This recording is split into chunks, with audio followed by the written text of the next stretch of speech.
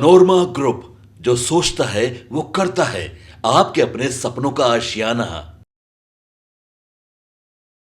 नमस्कार, भारत लाइव पे आप सभी का बहुत बहुत स्वागत है। अब देश में तीसरी बार नरेंद्र मोदी प्रधानमंत्री पद की शपथ लेते हुए आपको दिखेंगे। तीसरी बार देश के प्रधानमंत्री नरेंद्र मोदी चुने गए हैं। ये सभी उनके एनडीए गठबंधन के साथियों ने सहमति जताई है कि नरेंद्र मोदी ही देश के अगले प्रधानमंत्री होंगे।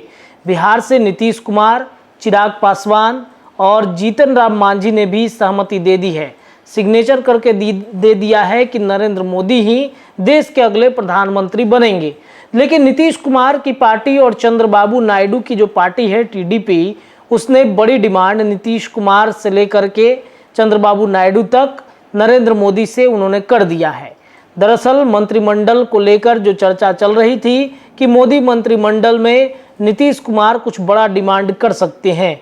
चंद्रबाबू नायडू ने 6 मंत्रियों की लिस्ट नरेंद्र मोदी को थमा दिया है। इसके साथ ही साथ लोकसभा का स्पीकर भी टीडीपी की पार्टी चाहती है कि हमारा ही कोई व्यक्ति लोकसभा का स्पीकर बने। अब ऐसे में तय भारतीय जनता पार्टी को करना है कि किसे क्या देना है। लेकिन बिहार से जो संभावित मंत्रियों की लिस्ट है वो अब सार्वजनिक हो रही है। दरअसल भारत लाइव ने ही सबसे पहले इस बात की पुष्टि की थी, इस बात को बताया था, दावा किया था, चाहे बाबा ने बताया हो या फिर संपादक नमन मिश्रा ने बताया हो या हमारे senior journalist Chandan Jha sir ने बताया आपको कि बिहार से कितने लोग मंत्री बन रहे हैं। दरअसल आपको ये भी बताते चले कि 4 सांसद पर 1 मंत्री बनते हैं। इस बात की चर्चा अब तेज है कि जदयू कोटे से 3 मंत्री फाइनल हो गए हैं। लेकिन किसे क्या जिम्मेदारी मिलेगी ये देखना बड़ा दिलचस्प होगा। वहीं दूसरी तरफ अगर बातचीत की जाए चिराग पासवान की पार्टी लोक जनशक्ति पार्टी रामविलास की, तो चिराग पासवान को भी एक बड़ी जिम्मेदारी नरेंद्र मोदी के 3.0 वाली सरकार में देनी जानी है। और इसको लेकर के जो संभावित लिस्ट हमारे पास आया है उस लिस्ट को हम आप तक बता देते हैं कि कौन कौन मंत्री बन सकते हैं और वो किस कोटे से आते हैं। तो सबसे पहले भारतीय जनता पार्टी की बातचीत की जाए तो भारतीय जनता पार्टी की तरफ से भूमिहार, राजपूत और यादव क्षेत्र से आने वाले मंत्रियों की लिस्ट सार्वजनिक हो रही है। सबसे पहले बातचीत करेंगे नित्यानंद राय। एक बार फिर से मोदी कैबिनेट में इनकी जगह मिल सकती है। लगातार तीसरी बार चुनाव जीते हैं और अमित शाह के सबसे भरोसेमंद व्यक्तियों में से एक आते हैं।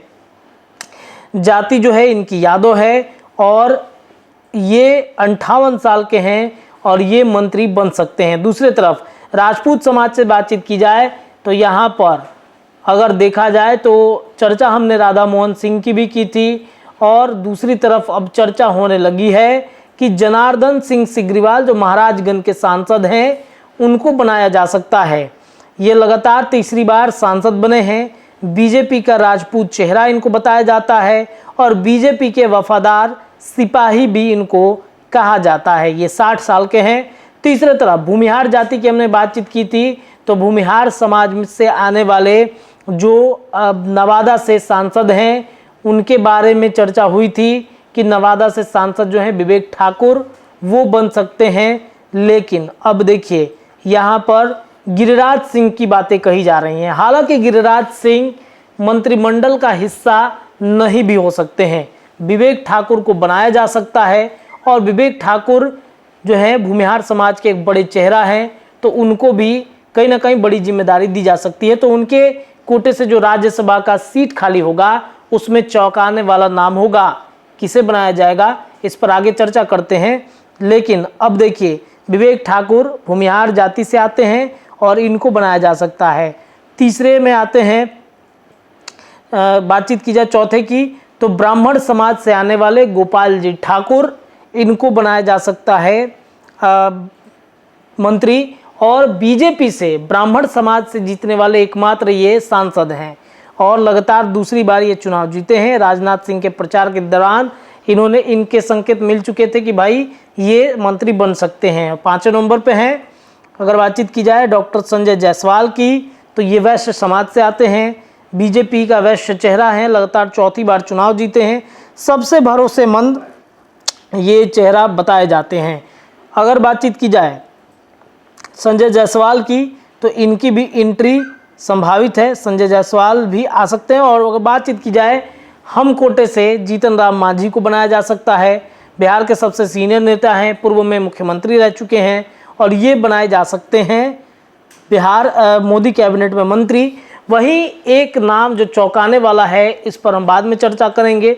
जदयू कोटे से मंत्रियों की संभावित लिस्ट की बातचीत की जाए तो ब्राह्मण समाज से आने वाले देवेश चंद्र ठाकुर, जो महाराष्ट्र कांग्रेस से राजनीति की इन्होंने शुरुआत की, बाद में जदयू में शामिल हो गए। 2002 से 4 बार बिहार विधान परिषद के सदस्य रहे, बिहार सरकार के मंत्री और विधान परिषद के अध्यक्ष भी हैं। नीतीश के काफ़ी करीबी नेता हैं और विधान परिषद के सभापति है। साफ सुथरा छवि के नेता इनको बताया जाता है। दूसरे नंबर पर आते हैं जदयू कोटे से ललन सिंह, जिनके नाम की चर्चा तेज है। ललन सिंह बन सकते हैं मंत्री, जदयू के राष्ट्रीय अध्यक्ष रह चुके हैं, 4थी बार सांसद बने और नीतीश के बेहद करीबियों में से एक हैं। तीसरे नंबर में जदयू कोटे से संभावित चेहरा संजय झा, जो वर्तमान में भी राज्यसभा के सांसद हैं और इनको बनाया जा सकता है। ब्राह्मण जाति से आते हैं, जदयू में मिथिलांचल में बड़ा ब्राह्मण चेहरा ये हैं। चौथे नंबर में जदयू कोटे से संभावित मंत्री रामनाथ ठाकुर, अति पिछड़ा समाज से आते हैं, भारत रत्न कर्पूरी ठाकुर के बेटे हैं, जदयू में ईबीसी का चेहरा है, नीतीश के सबसे भरोसेमंद में से एक हैं। और अब बारी आती है चिराग पासवान की, जिनको मोदी का हनुमान कहा जाता है। मोदी के हनुमान को मोदी कैबिनेट में एक बड़ी जगह मिल सकती है। अब बारी आती है सबसे चौंकाने वाला नाम, वो है उपेंद्र कुशवाहा की, जिनके बारे में चर्चा है कि उपेंद्र कुशवाहा भी शायद मोदी कैबिनेट में नाम जो है वो शामिल हो सकते हैं।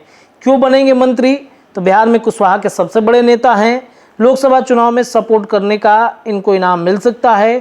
कुशवाहा वोटर को साधने की कोशिश की जाती है और इनके नाम की चर्चा इसलिए भी है क्योंकि जो राज्यसभा का खाली होगा सीट, उस सीट में चूँकि बीजेपी अपने कोटे से इनको बड़ा तोहफा देगी।